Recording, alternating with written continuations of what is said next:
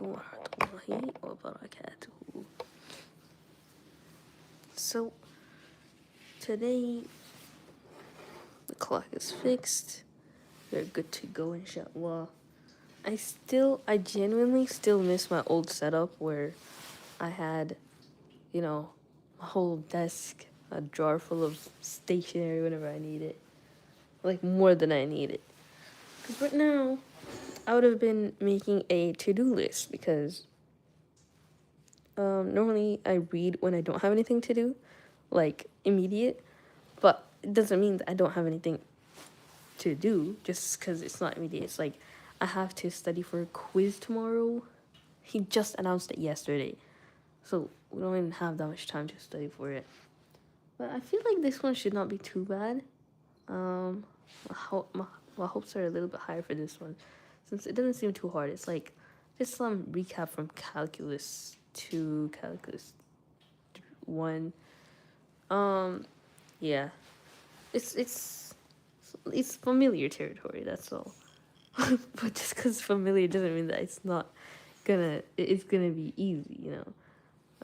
Sometimes you could remember something, just not well enough to actually get the entire concept. I like purple. But anyways, we're going to read the Muhammad the World Changer today, inshallah. And there's Yuki like around there. I should put my tripod a little higher for his sake.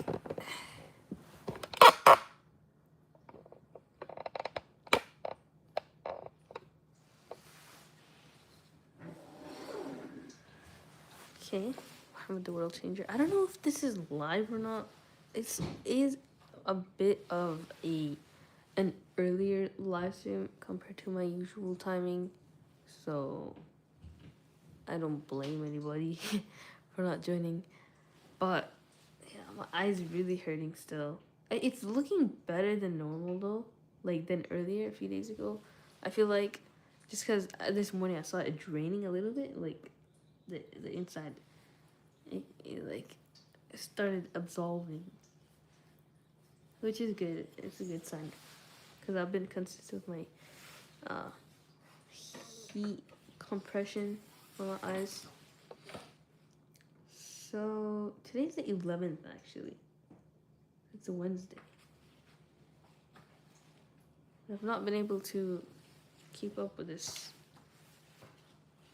in a way that I wanted to initially. I feel like we did get somewhere. I just forgot where. Did I not use a bookmark? Oh, look at that.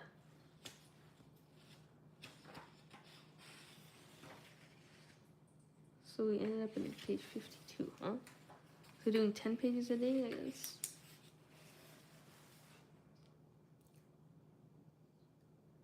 Three, 9, 3, 10. Today we're gonna try to get to 62. But who is watching? Show yourself, please.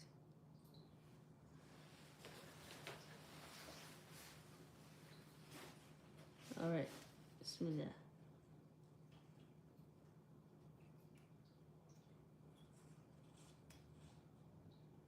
I don't really remember reading this.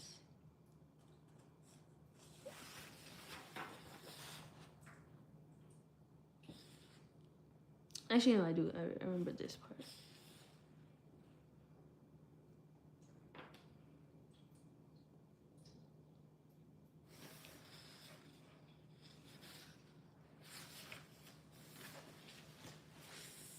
Oh, actually, let's just do a little recap until people come.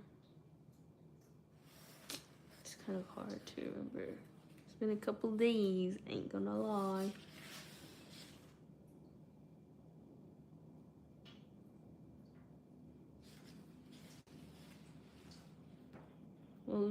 Well, actually, I don't think we came all the way here. That's probably like, oh, okay. So we're not at page 52. Alright. Now this looks more familiar. Hello, Tiags. Welcome to the stream. How's it going? Okay, let's begin. So, compared with flimsy desert tents, the stone Kaaba was massive. Luxurious tapestries from Persia, Egypt, and Yemen hung from its roof. Wait 1 second. Before we begin, let me just turn on the heater real quick. Oh, there we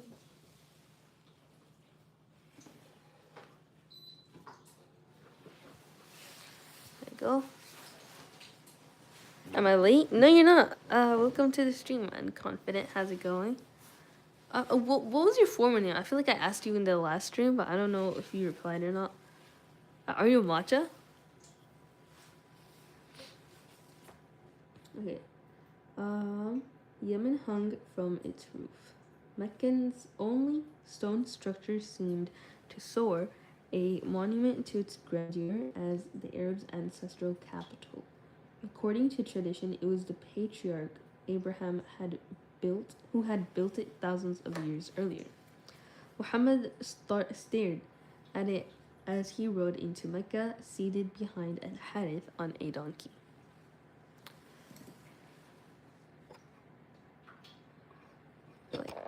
That will do.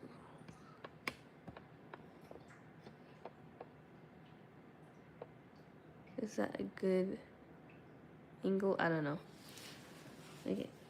Outside the Kaaba's northwestern wall, Mecca's elders sat in a semicircle reserved for them. Called Hijr Ismail, Sanctum of Ishmael, it marked the burial spot of Abraham's firstborn. A low horseshoe-shaped wall cordoned off the elders' traditional meeting spot. 20 elders sat with their backs against the wall, while Muhammad's grandfather, as chief elder, sat on the red cushion against the Kaaba.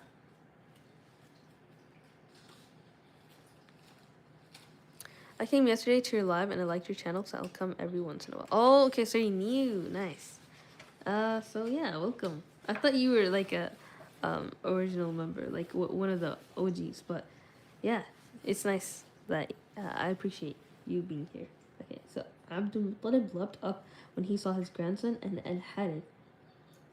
Why the sudden visit? He asked, before catching himself. Meccan code requires upholding Abraham's legendary hospitality. I'm forgetting my manners, he apologized. He ordered servants to prepare a great feast of precious camel meat for his honored guests, and called for the city's premier poets to entertain them with epic tales of Arabian ancestors and long-lost empires.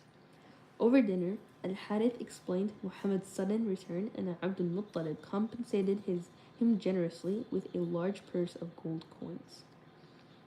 So this is Abdul Muttalib when he saw his grandson and Al-Harith. So his grandson was the Prophet, peace be upon him. Amina was ecstatic when Abdul Muttalib knocked on her door that evening to reunite mother and child. She embraced Muhammad as the 4-year-old wiped away her tears of joy. Barakah had not seen her smile so radiantly since before her husband's death. The next morning, Amina and Barakah drew a hot bath for Muhammad, scrubbing away years of desert dirt with olive oil soaps imported from Syria. They gently applied honey to his chest wound. Then, Amina took her son out for a walk to acquaint him with the city of his birth. After years among the nomads, Muhammad observed Mecca with the critical distance of an outsider. Whereas the Banu Sa'd were constantly moving and adapting, the Meccans emphasized permanence and stability. Families he encountered had lived in the same home for generations, with each clan living in its own designated neighborhood. The city's market square was similarly divided into specific plots based on ancestral claim. I'll try to become an OG. Oh, nice. The phrase "it's always been like this" constantly popped up in conversation as a source of pride. Meccans Muhammad quickly realized did not like change. That's not looking good for a world changer, though. So, freed from the chores of nomadic life, Muhammad used his newfound leisure to make friends and play, which he had never done before. He liked to roam the streets with his friend Umair, making shapes with twigs and pebbles. One day, they went to the market with Umair's father, who, like most Meccan men, carried a 6-inch idol fashioned out of mashed dates. Umair's father instructed his son, "Guard our deity while I shop." Yet the boy soon grew hungry and could not resist the dates, quickly gobbling up the idol. Fearing his father's wrath, Umair ran home to grab dates from the family storage shed and quickly fashioned a new idol. He returned to the market and presented the idol to his proud father, who promptly placed it on a ledge and prostrated himself before it. "Thank you for protecting my son." Muhammad had witnessed some casual idol veneration among the Banu Sa'd, but the Meccans' devotion struck him as comical and illogical. Everyone in Mecca revered their ancestor Abraham and knew he had worshipped one God called Allah, the same God their cousins, the Jews, worshipped. What young Muhammad could not understand was how the Arabs had lost their connection to the heritage and replaced it with idolatry. 1,000 years before Muhammad was born, the Arabs had begun to sense that their connection to Abraham was eroding. A Meccan elder, Amr ibn Luhay, traveled to Mesopotamia, Abraham's birthplace, and reunited with an idol, Hubal, gateway to the Great Spirit, declaring the statue represented Abraham's wisdom. Hubal, a human figurine carved of red agate with 2 pearls for eyes and a solid gold right arm, was ironically the same deity Abraham had spared when he smashed the idols at his father's shop. Priests from Mesopotamia when uh, um, Priests from Mesopotamia soon followed, promoting a cult of venerating statues as representatives of tribal ancestors who could serve as intermediaries with Abraham's God. Allah, by this time, had become obscure and distant, a mere name devoid of meaning or intimacy. Wow. So that I've heard something like this story about the date idol, like using what's it called, dates to make an idol, and for a little kid that makes so much sense. Like, why it seems so illogical. So like you're worshiping this thing that you don't even realize that your kid made up because he didn't want to get in trouble. Like, that's insane. And then yeah, like it must have been so sad for Muhammad to see that like people were straying away from Abraham's path and turning back to the one statue that he left spared to make a point for his father. Like, he did it. Like, he killed all the other idols, but like that was only to make a point that, like, you know. And the Prophet system would come back to this specific idol and break it later on. Sorry for spoilers, but yeah. If Allah was like a far-off, uninterested king, the ancestor idols served as local governors who could manage the Arabs' affairs. The Kaaba, which had originally been a bare shrine dedicated to monotheistic worship and accessible to all people, was filled with idols and open only to powerful elites. The tribes from across Arabia had once made an annual pilgrimage to Abraham's shrine to reconnect with the divine and with people of other lands. In the new system, pilgrimage became superficial and commercialized tourism, rubbing one's travel idol, buying souvenir idol amulets, and talismans. The Meccans had seen flourishing Arabian kingdoms rise to prominence only to attract foreign invasion and annihilation. The magnificent but abandoned temples carved out of solid rock by Nabateans in northern Arabia testified to this fate. Their once grand and boastful city called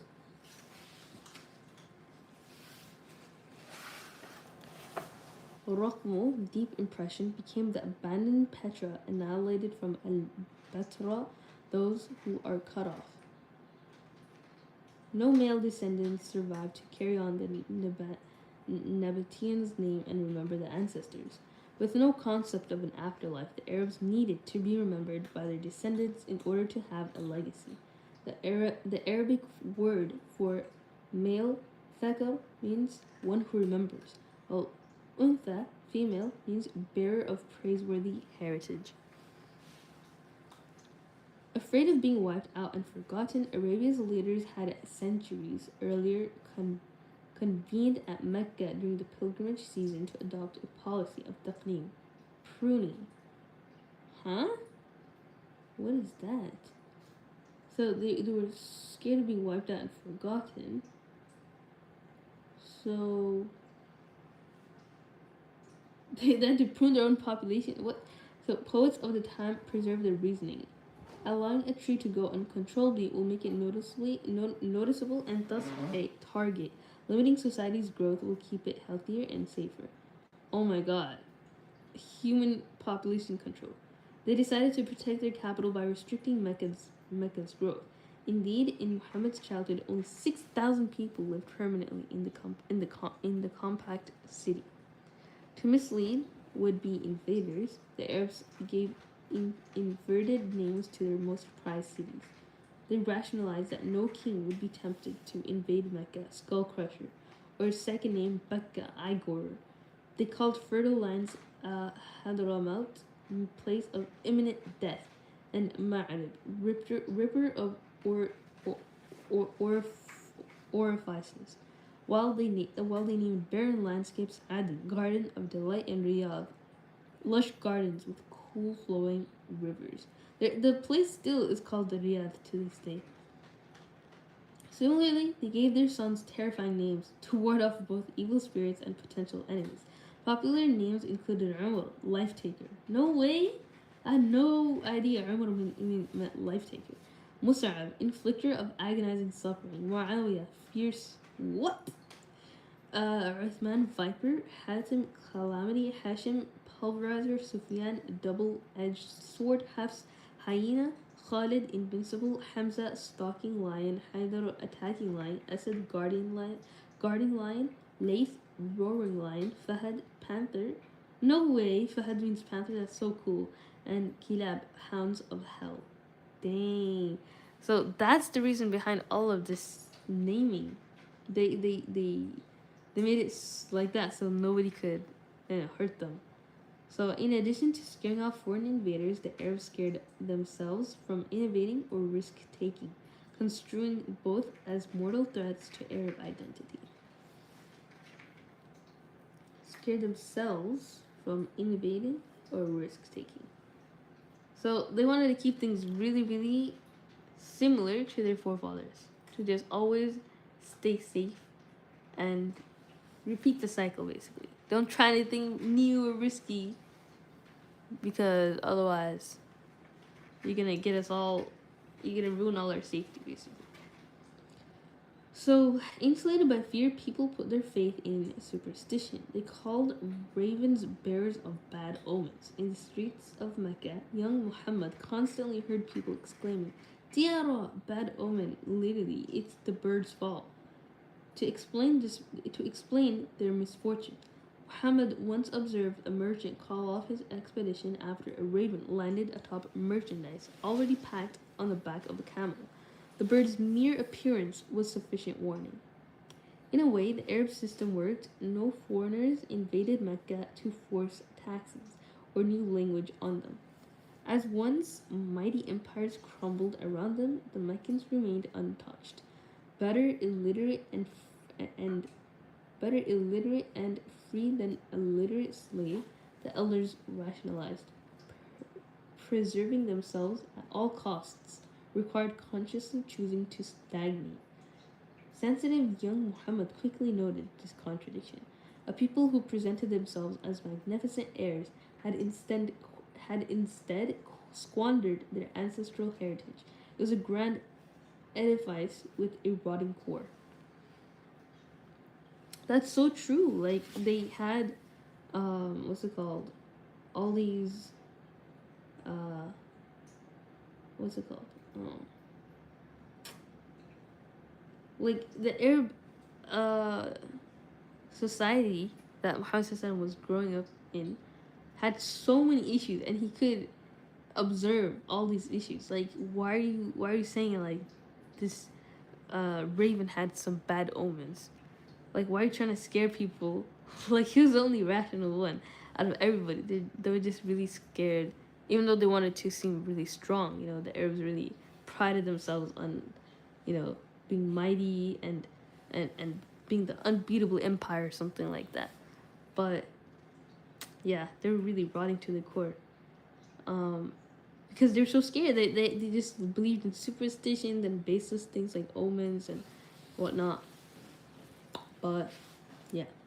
So as an adult, Muhammad would name Arabia's willfully stagnant state Jahiliyyah, ignorance. So connoting connoting ignorance, the word's root jahl describes a potter reusing an old mold even after it has worn down, simply to avoid having to create a new one.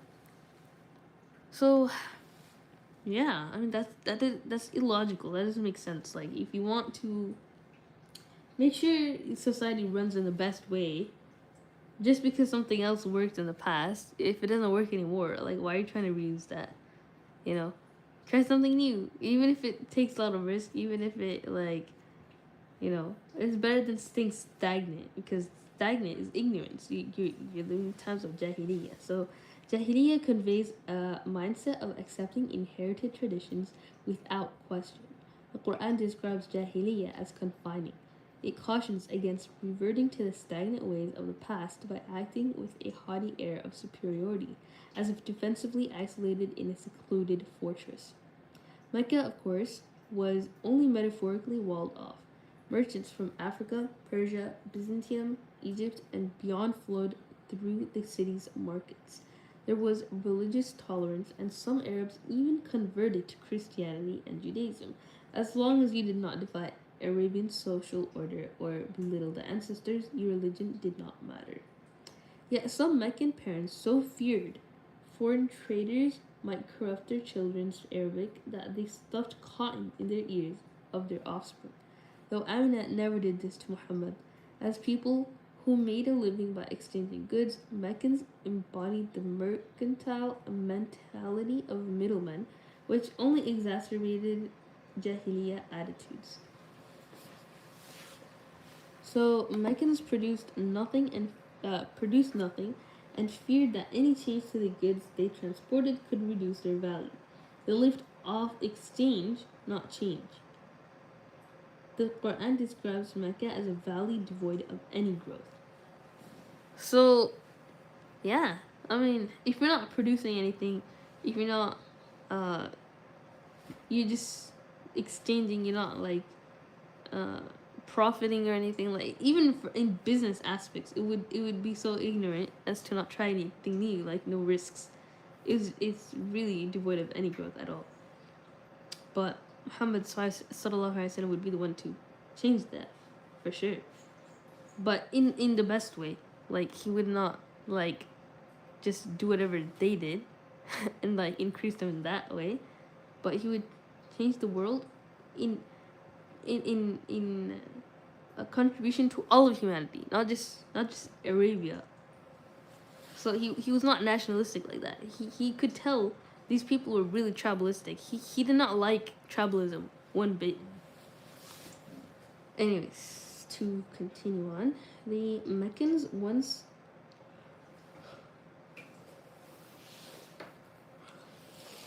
One second. I thought it was on page 52, but I didn't read. I think that was like the first bookmark, because I tried to read this about this like probably somewhere around like 2020 or something. I feel like let me think. 3 plus 8, yeah, 2021. Okay, so the Meccans' one product was their children. What product? Okay, so whose primary value was in memory maintainers, was as memory maintainers. Okay, so the children of Mecca had really strong memory. So if offspring were perceived as handicapped of a liability, they could be discarded like damaged goods. What? Muhammad noticed that girls from his neighborhood would occasionally disappear. As a young man, he learned that they had been buried alive by their fathers. Oh my god.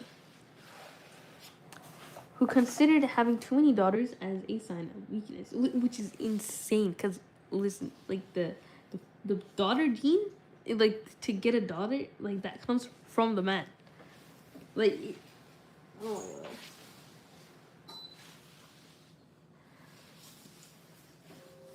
But you know, obviously like the Prophet Muhammad Sallallahu Alaihi Wasallam was deeply like disturbed by this. Like he was so affected by this because another spoiler alert, he would soon be the one to have so many daughters, like 4 daughters, I think, and he'd be so happy with them.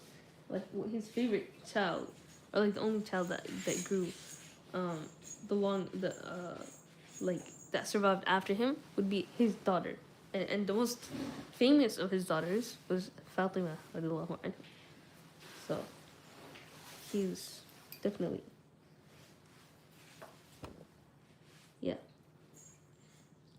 In fact, femicide would be one of the first societal ills the Quran addressed, asking rhetorically, for which crime was she killed? These burials occurred outside Mecca without public spectacle, yet with tacit public approval. Accepting infanticide, because remember they were saying, like if a tree grows too big, they'll become a target. They're also scared of that. You remember here they were saying, like, you're gonna lose your heritage if too many, women are in the population, because they also cared a lot about their names, right? And the only one to pass down the Arab name would be the men. But yeah,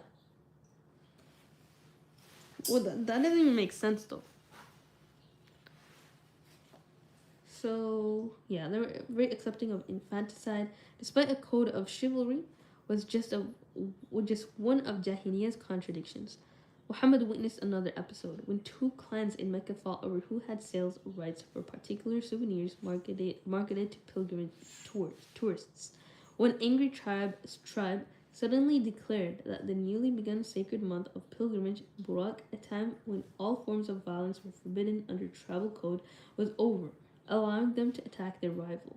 Muhammad's Quraysh tribe, these wars were to them uh, Muhammad, their rival, Muhammad's Quraysh tribe. These wars were called Harb ul Fijar, sacrilegious war, literally defiling the sacred, because they were violating the pilgrims' required calm. The 2 tribes promptly faced off on the plains outside Mecca, shooting arrows at one another. 5-year-old Muhammad joined other children from his tribe, running to pick up fallen arrows for reuse. The incident, Muhammad's only exposure to warfare for the next 5 decades, was absurd. What? This is his only exposure to warfare? That's crazy. Even a 5-year-old could see that. Jahiliyyah was a rigid and confining mindset without adaptability or moral purpose. The following year, 6-year-old Muhammad first comprehended the painful reality of slavery, a particularly stark and brutal form of forced stagnation. One day, he asked a friend where his parents were. The boy revealed that he was a slave and his master had sold him, thus separating him from his parents. With tears in his eyes, Muhammad sprinted home to Amina with a burning question: "Where's my father?"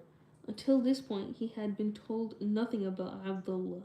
Unable to contain herself, Amina began to cry and left the room. Barakah hurried to comfort Muhammad and reassure him he had done nothing wrong. A little later, Amina returned to the room where Barakah sat, cradling Muhammad on her lap. Amina sat down beside them, put her hand on Muhammad's head, and began to tell him about his father. He had been a great man. After he contracted an illness in the port of Ashkelon while on a caravan trip, he made it far as Yathrib. Sadly, he could not be saved. He was buried there.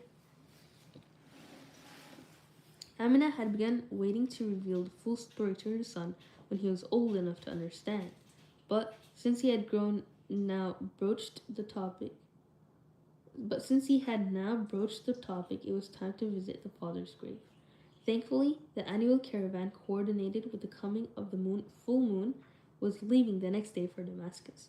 And so Amina made the impromptu decision that she, Barakah, and Muhammad would join the caravan for first leg of the trip up to Yathrib. Muhammad would at last get to unlock part of his hidden heritage. Okay, where's everybody? The stream didn't start that early. Come on. Say hey if you're on the stream.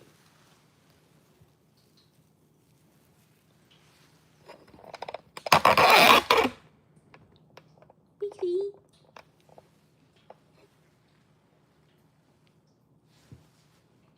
She wants to read The Mountain Is You.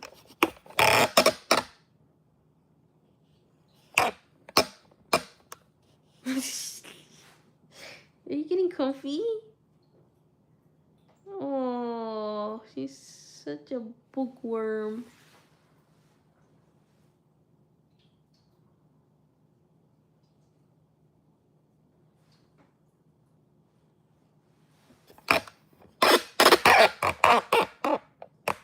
I normally don't start live streams this early, so maybe that's why nobody's here. But it's fine. It's not for that, but it's just that I'm getting thirsty, you know? It's like I literally just had suhoor, but I don't know why. I'm getting thirsty.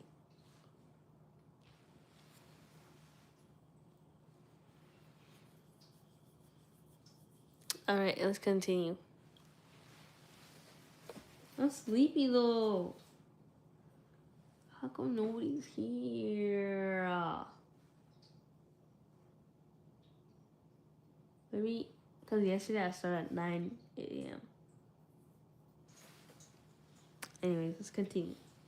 A trumpet blast signaled that the caravan of over 1,000 camels was leaving Mecca. The camels began to rise one by one. One of them sat Muhammad cradled between Amina and Baraka. For 2 weeks, the caravan traversed barren landscapes, resting during the hottest part of the day and making up ground by moonlight, winding along like a slithering serpent. The travelers used specially made earthen jars to catch the early morning desert dew for drinking water. That's so smart. As the caravans approached Yathrib from the south, Muhammad stared out at vast stretches of lava rock formations that surrounded the oasis from 3 sides like an irregular horseshoe. It would take another day to reach the city's main entrance in the north. As the sun rose the following morning, Muhammad beheld an island of green amid the vast ocean of sand. Okay, so what is this green island? Thousands of palm trees dotted the city's fertile volcanic soil as streams carved through its many orchards and gardens filled with birdsong. Okay, the moist air and cool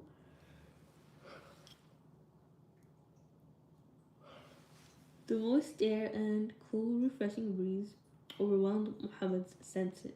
He had not breathed such a pleasant fresh air before as an adult would describe it as a source of blissful healing. He had also never seen an agricultural settlement before, with vineyards, palm groves, barley fields, and rows of vegetables interspersed with watering holes.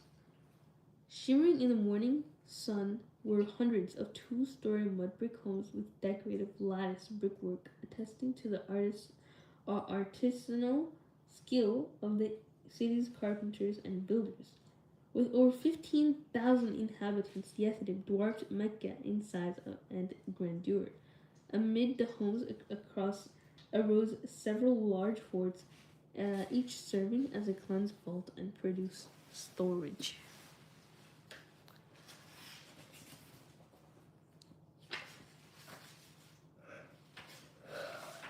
Okay, 6 more pages.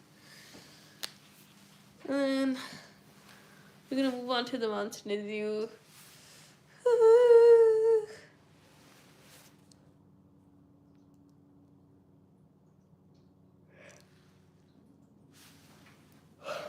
This. Cause I'm this sleepy.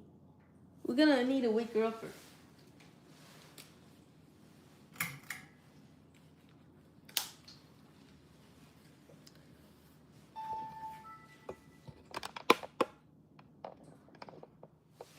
Like, I didn't even want to play DS, okay?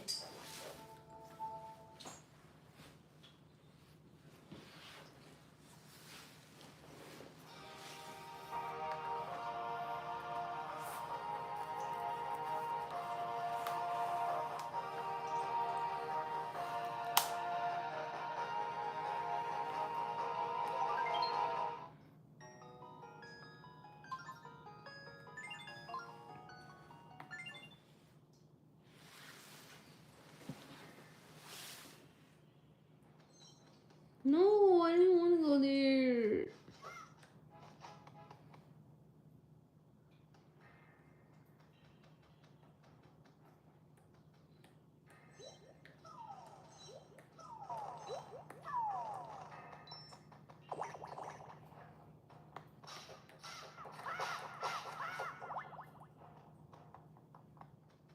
Did I only come here? It's open. It's open.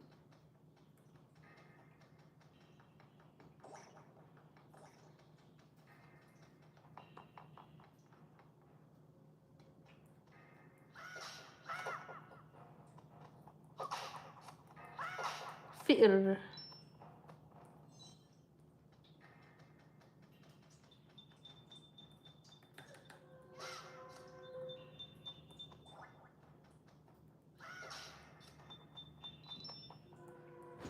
What is that? Oh.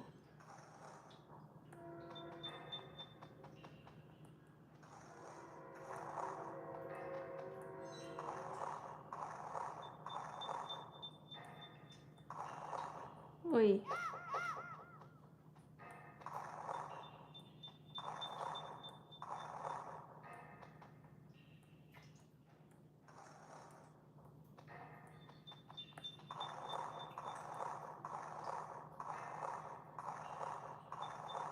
Are we supposed to take it all the way there? I don't even know.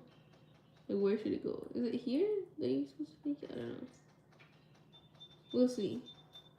Oh, those are mouse holes. Oh, you're supposed to block it or what?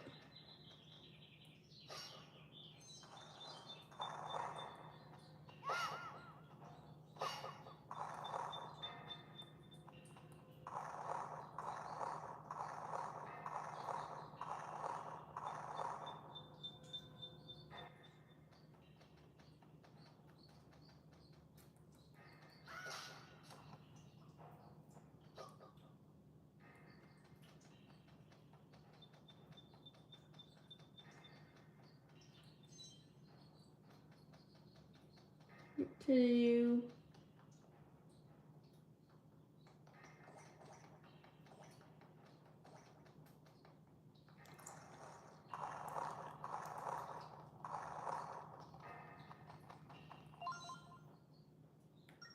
I only pulled all the levers.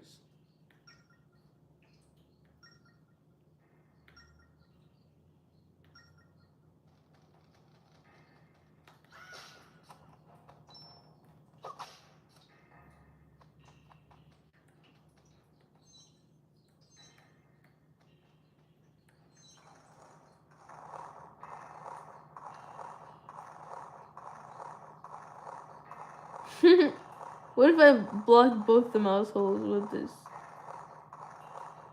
I'm gonna need some Zuhaib help. Wait, no.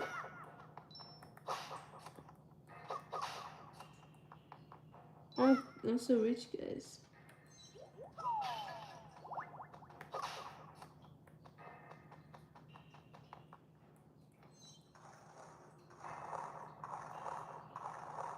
Think outside the box. You can't do that? Oh my gosh, what? Where would you find the key though? Okay. What is in my collection? Just that?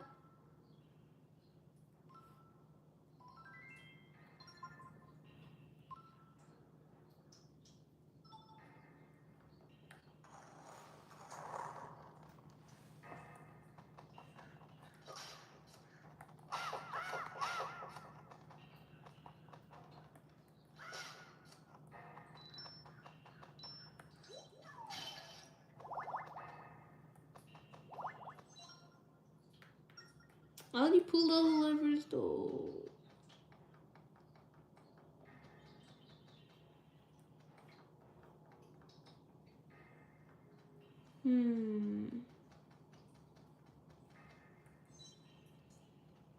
Okay, what if I take the block? And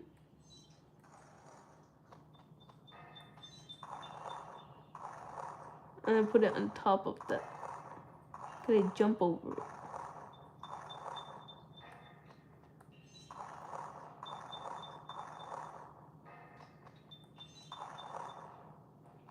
Because I already tried blocking the mouse thing, that didn't work. It's the only option. Wait, bro.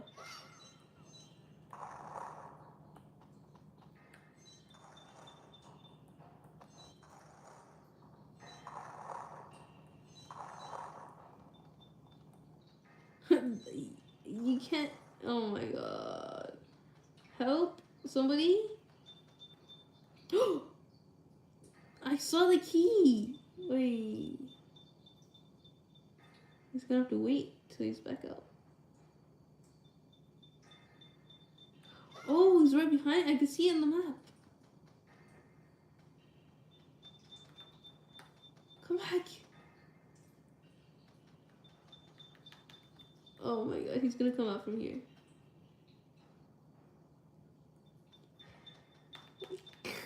Oh, okay. So I'm gonna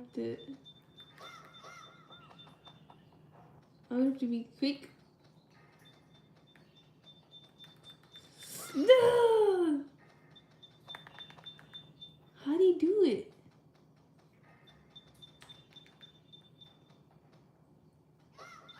Oh, okay, that's what the block is for. Oh, that's so smart.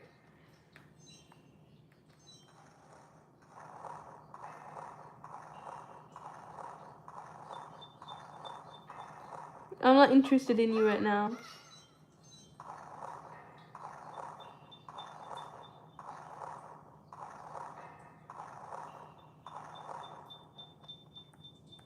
Get out of here, mousey.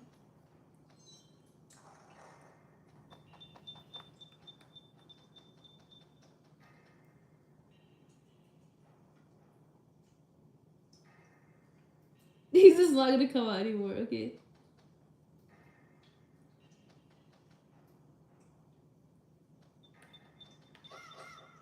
How do you...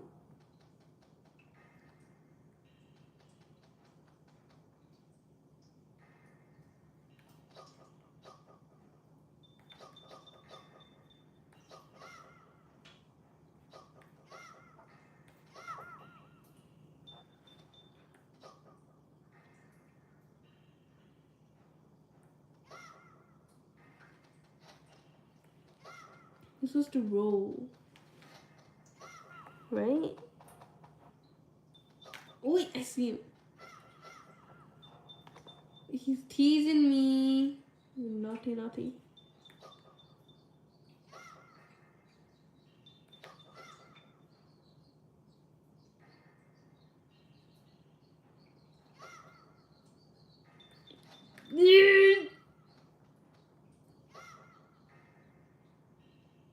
He just doesn't come if you get too close. Like, what do I do, guys?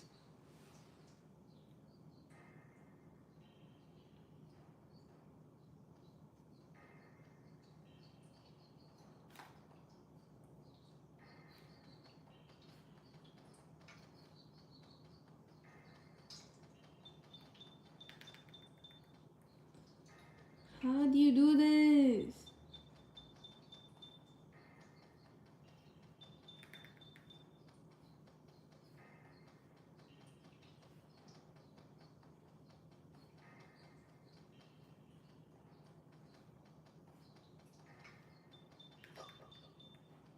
How? Stupid. Okay, it said make small circles to roll.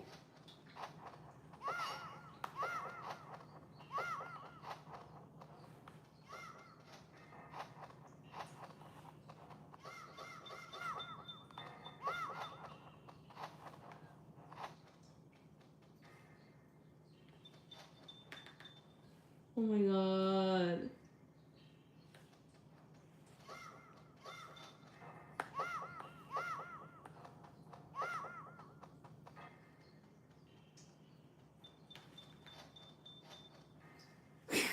Lord have mercy.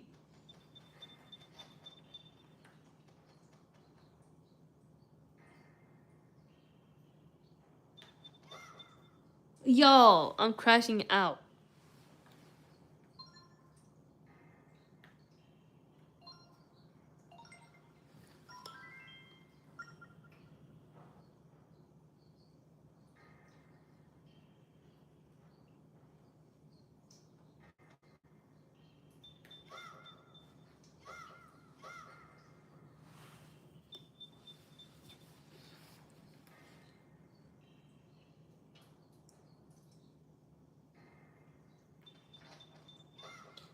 It doesn't work. How do you get even faster?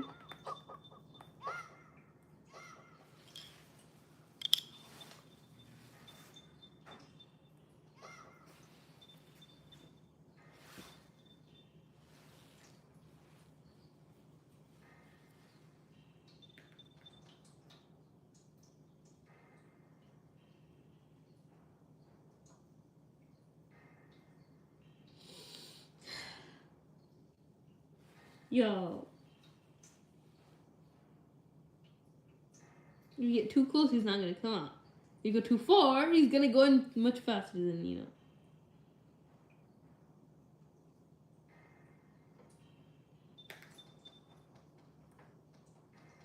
Impossible.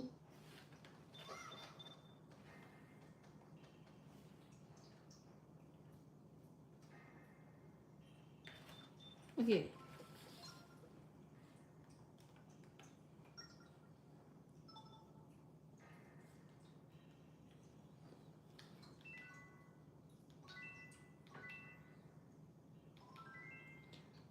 Wait, is it okay? So go like horizontal. I'm gonna need to go back to Grandpa.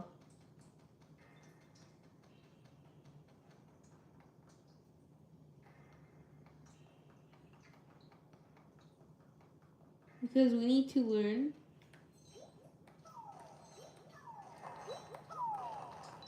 Oh, rich. We need to learn how to fight again, how to get closer.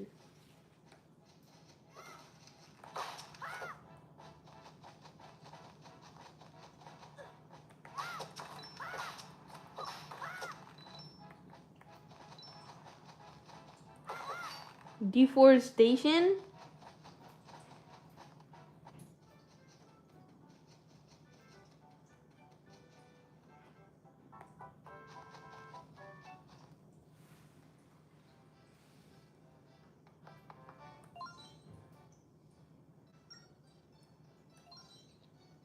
No, Pops, Grandpops, you're supposed to reteach me. I forgot how to fight. Tap? Vertical lines?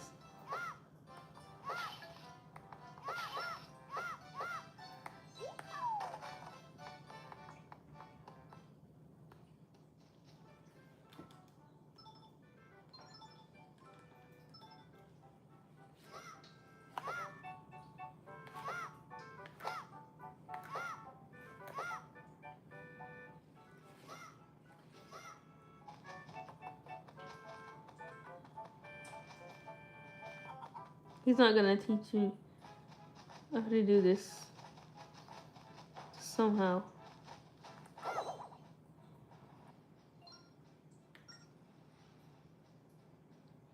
We want to do some somersaults. Scribble tiny circles at the very edge of your screen. Roll into the big tree there and shake it.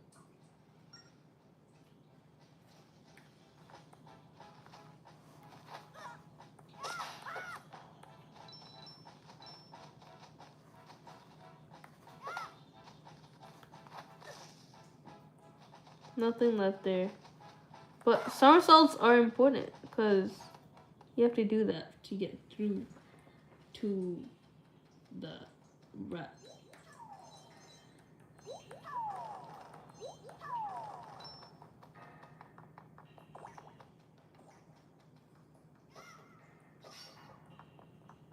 حصريا على شبكة المعارف الإعلامية تقدم.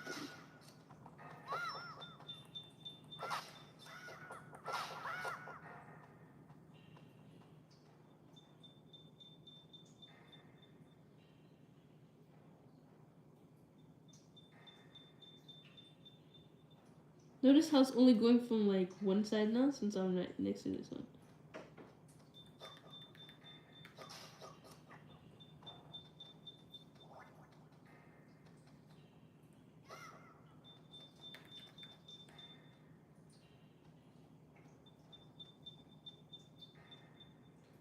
You don't have to block one.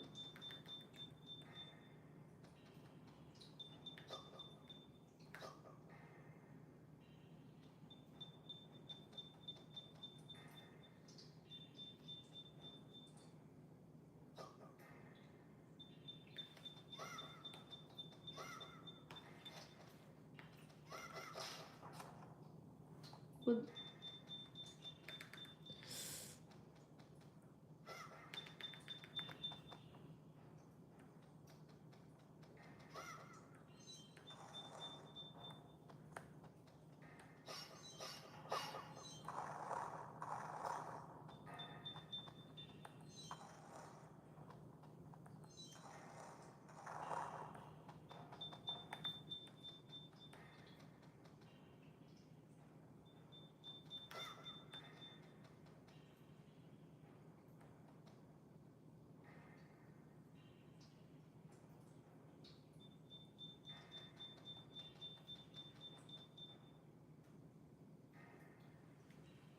this is so frustrating. How do you do this?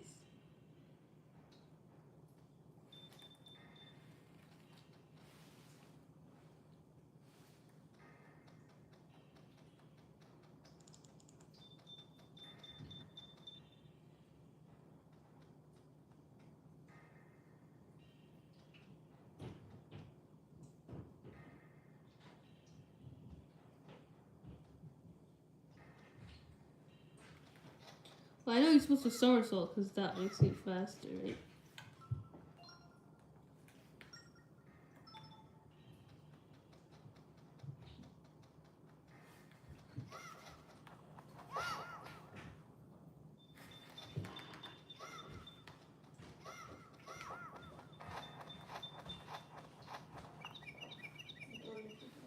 Huh? Okay.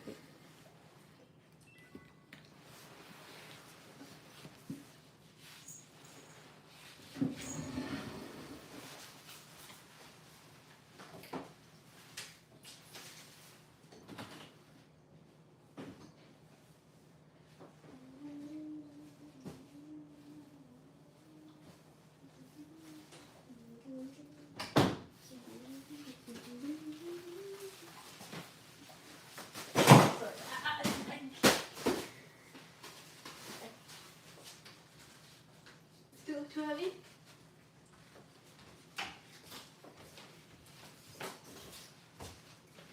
Did that show me?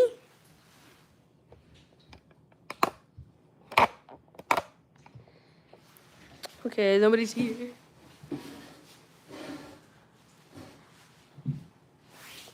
Okay.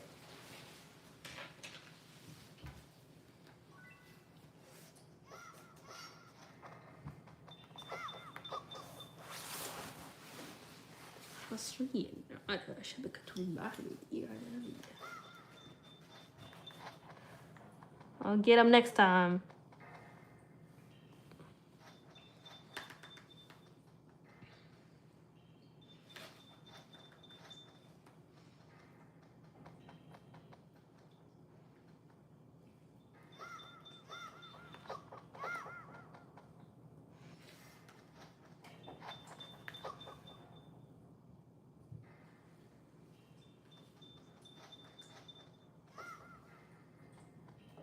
I killed all his family.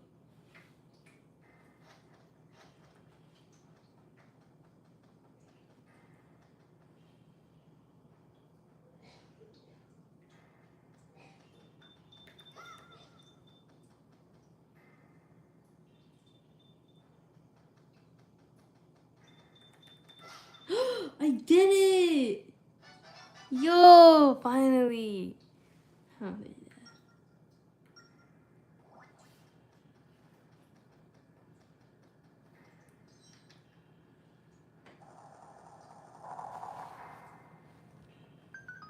See, we don't need, we just gotta keep trying.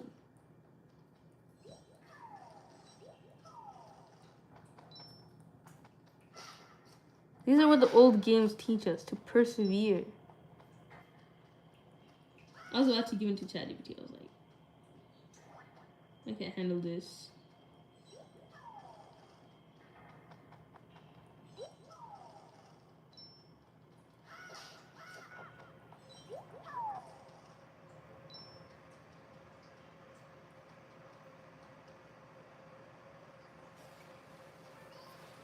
Hey!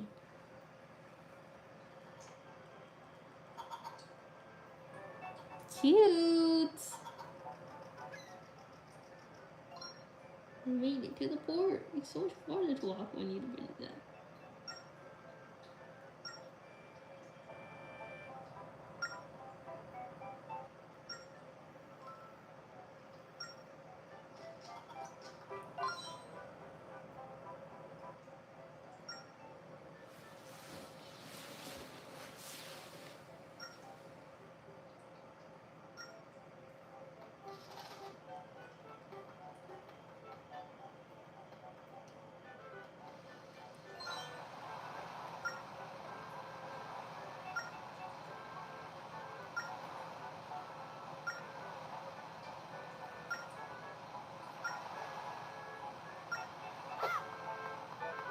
I don't do cut him.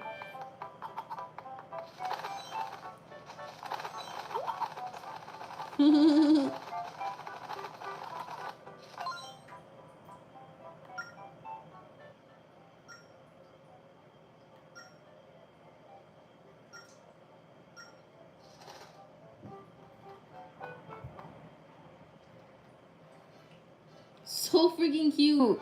Bro, I wish my house was like this.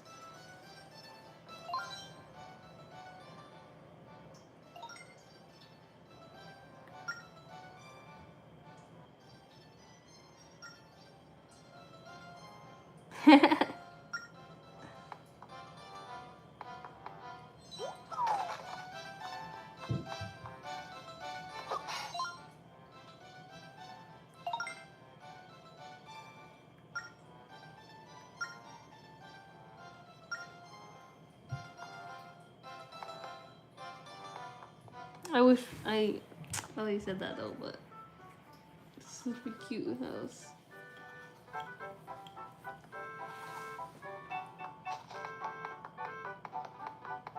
Finally, I could use my gems somehow, right?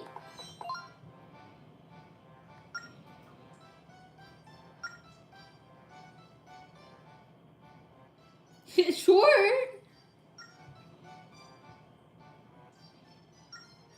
This is a bar.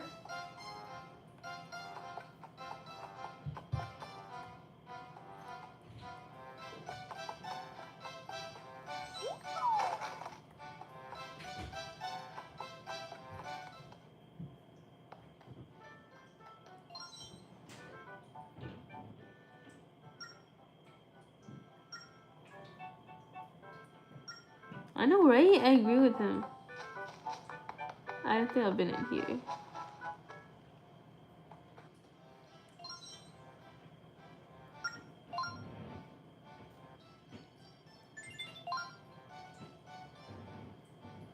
Ten bombs. Aye.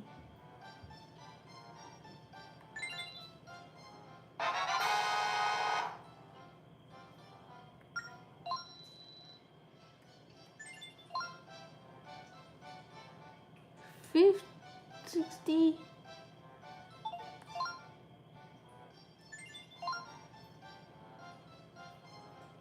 I don't have 6 hearts though.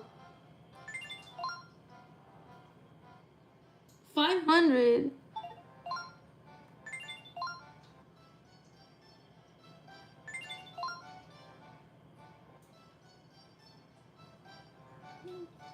Bomb bag? Oh my god. I can't afford nothing.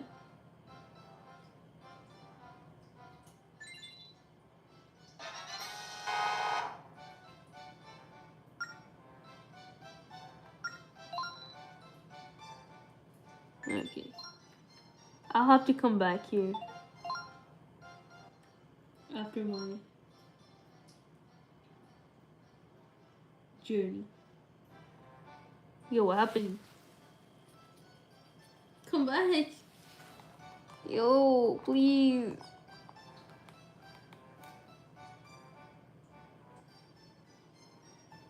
Are you serious? Oh my god.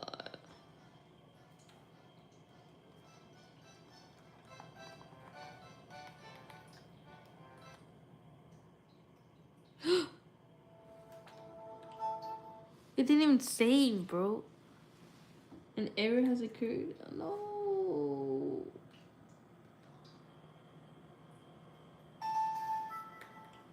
What do you mean an error has occurred? Oh my god. This is so sad. Wait, let me just play some brain games and then we'll get back to reading because that's a good wake up.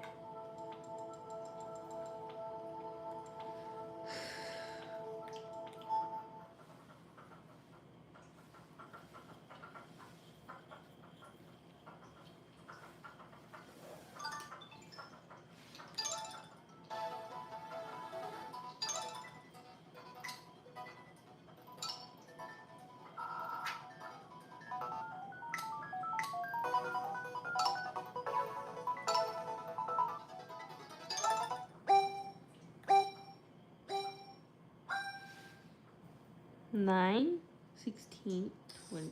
Wait, hold on. Erase 20. 9 plus 15 plus 11. 9 plus 15 is 24. 15 plus 11 is 24 plus 15 plus 11 is 26 is 50. 14 plus 8 plus 10, that's 22 plus 18, which is 30, 40. 11 plus 12 plus 15, 23, and then 27, and that's 50. We get 12, right? Sorry.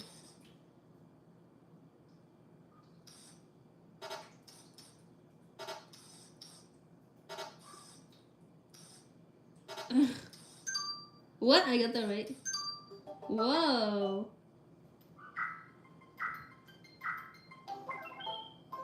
Okay.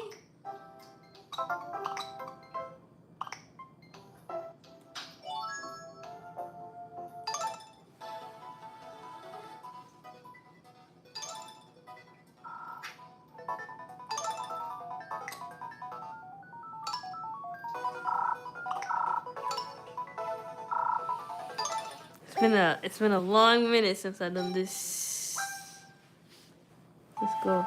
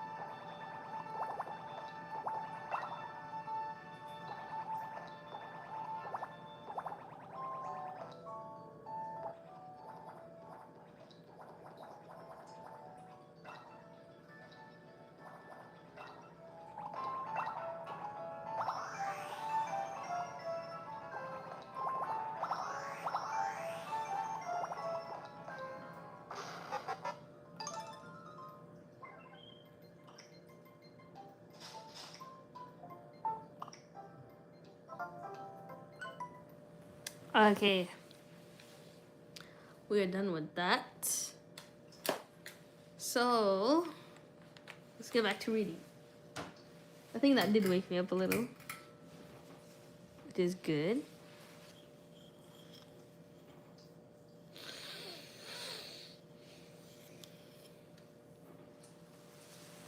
Gotta let oxygen flow through the brain.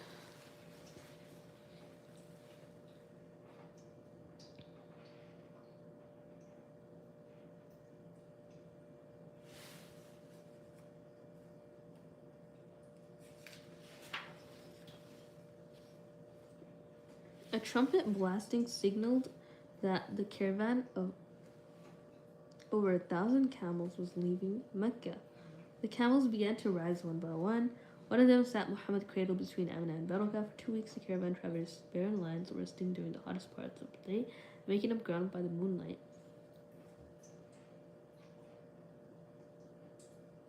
The moist air and cool, refreshing breeze overwhelmed Muhammad's senses. He had not breathed such fresh air before as an adult. An agricultural settlement as an adult would describe it as a source of blissful healing. He had also never seen an agricultural setting before, with vineyards, palm groves, barley fields, and rows of vegetables, interspersed with watering holes. Shimmering in the morning sun were hundreds of two-story mud bricks over homes with decorative lattice brickwork, attesting to the artisanal skill of the city's carpenters and builders. With over 15,000 inhabitants, Yathrib dwarfed Mecca in size and grandeur. Amid the homes arose several large forts, each serving a clan's vault and produced storage. Muhammad had never experienced so much green, which would become his favorite color. So many people, so many buildings, and so many Jews. In fact, Jews had founded Yathrib more than 1,000 years earlier. The first wave came as exiles from the destruction of the first temple in Jerusalem about 585 BCE, where destitute refugees. The low wall of spiky volcanic rocks surrounding a lush oasis offered a secure place to put down roots without having to construct defensive walls. Additional waves of Jewish migrants from Jerusalem arrived after the Romans' destruction of the Second Temple, 70 CE, and a failed revolt against Roman rule, 132 CE. Pagan farmers fleeing drought in Yemen had settled among the Jews after 400 CE. Unlike their Arab neighbors, who gave their towns forbidding names, the founders of Yathrib saluted a higher being, God, Yah, meaning makes fertile, Therib, a construct of two Aramaic words reflecting the founders' roots. Indeed, the Yathribites fused their Aramaic language with Hijazi Arabic, forming a dialect distinct from the pure Meccan vernacular. Relatives from the Banu Najjar clan greeted Amina and her son upon arrival. Her cousins led the visitors from Mecca south from the camel depot down to their clan's lands.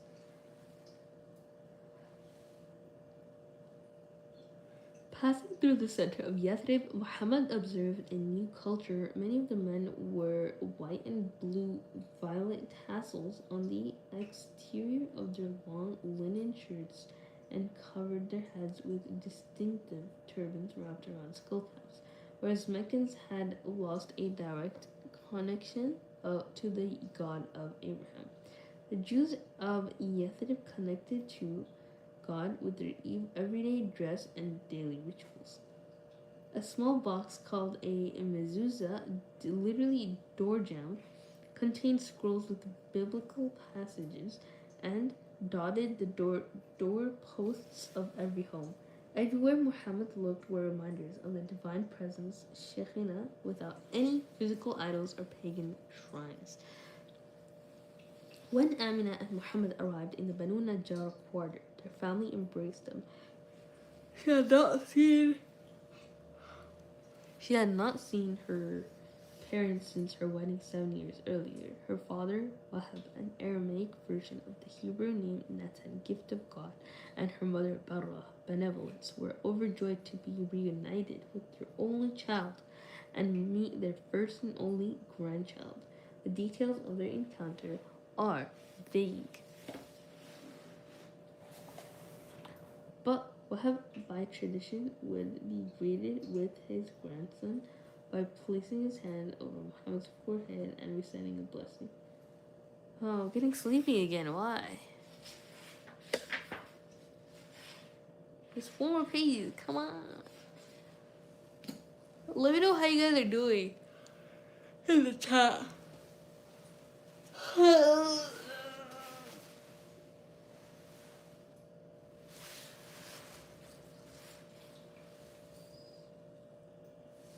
What does steady mean again?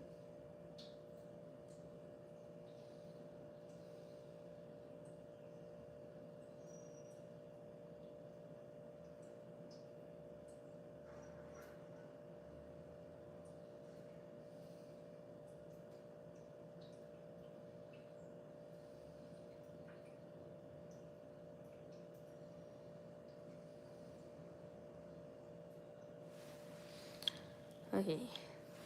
And we're back.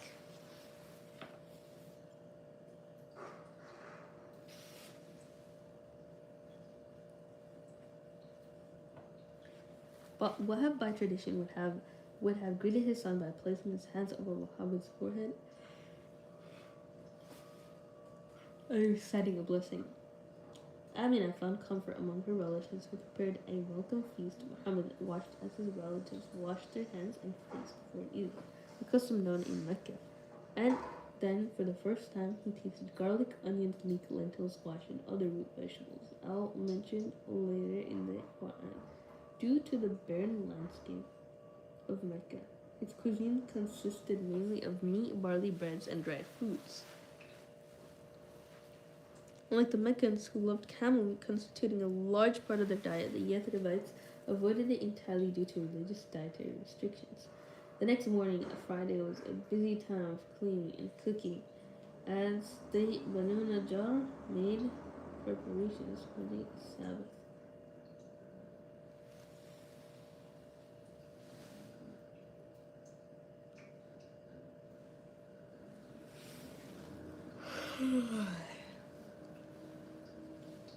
This is a mission impossible. Like, where are we at though? We only finished 6 pages, and I'm yelling like 5 times in a row. This is bad, guys. I need y'all to contribute to the live stream a little bit. Say something. Maybe that'll wake me up. I don't know. I tried everything. It's not like I didn't sleep. I swear to God, I slept last night. And it slept so much, like, it's bad. Like, I'm supposed to be sleeping in the morning so I can make more of the day to other. But no.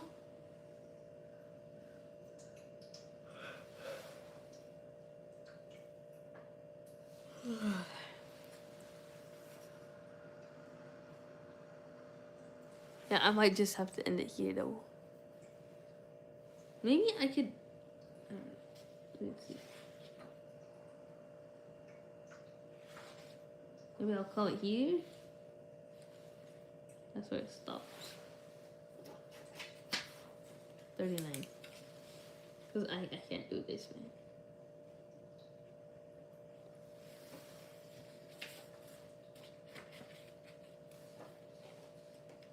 And then we're gonna continue with the.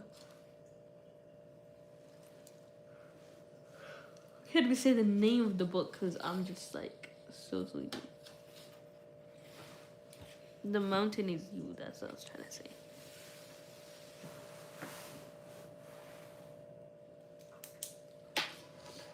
Okay, Pixie, I'm gonna take a walk.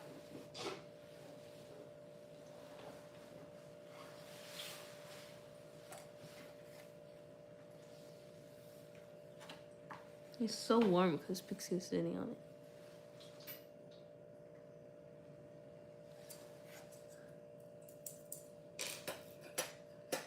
Hitting your upper limit. As discussed before, there's only a certain amount of happiness that most of us will allow ourselves to feel. Kay Hendricks calls this your upper limit. Your upper limit is essentially the amount of good that you're comfortable having in your life. It is your tolerance and threshold for having positive feelings and experience positive emotions. Oh my god. It's impossible. I gotta stop here, guys. I'm so sleepy.